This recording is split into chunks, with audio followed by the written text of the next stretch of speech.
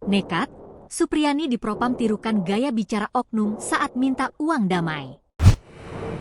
Guru Supriyani mengungkapkan perkataan penyidik Polsek Baito yang meminta uang damai 50 juta rupiah atas tuduhan memukul muridnya yang merupakan anak seorang polisi. Guru Supriyani mengungkapkan secara gamblang kepada Propam Polda Sulawesi Tenggara, Sulteng. Kepada petugas Propam Polda Sultra, Supriyani mengaku dimintai uang 2 juta rupiah dan 50 juta rupiah oleh Polsek Baito. Uang itu disebut Polsek Baito sebagai uang damai. Selama diperiksa, Supriyani mengaku kurang lebih menerima 30 pertanyaan dari penyidik Propam Polda Sultra.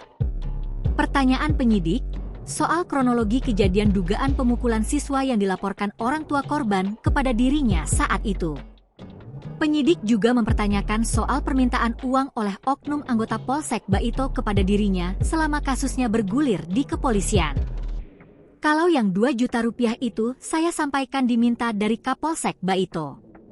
Dan uang itu awalnya Pak Desa yang memberikan, terus suami saya sampaikan ke saya kalau Pak Kapolsek minta uang 2 juta rupiah, ungkapnya. Sementara permintaan uang senilai 50 juta rupiah, Supriyani mengaku dimintai langsung oleh penyidik Polsek Baito. Jika tidak dituruti berkas perkara, akan diserahkan ke Kejaksaan Negeri. Kalau yang 50 juta rupiah, penyidik langsung yang datang ke rumah. Menginformasikan kepada saya dan suami saya bahwa masalah ini tidak bisa atur damai dan penyidik akan melanjutkan pemberkasan ke jaksa. Kalau dikasih 50 juta rupiah masalah selesai, jelas Supriyani.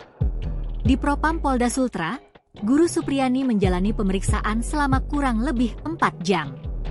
Selain Supriyani, Propam juga meminta keterangan suaminya, Katiran, dan Lilis, wali kelas murid yang mengaku dipukuli oleh sang guru honorer.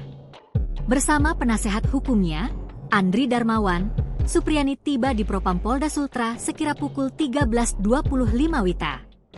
Supriyani keluar dari ruang penyidik sekira pukul 17.32 WITA pada Rabu, 6 November 2024.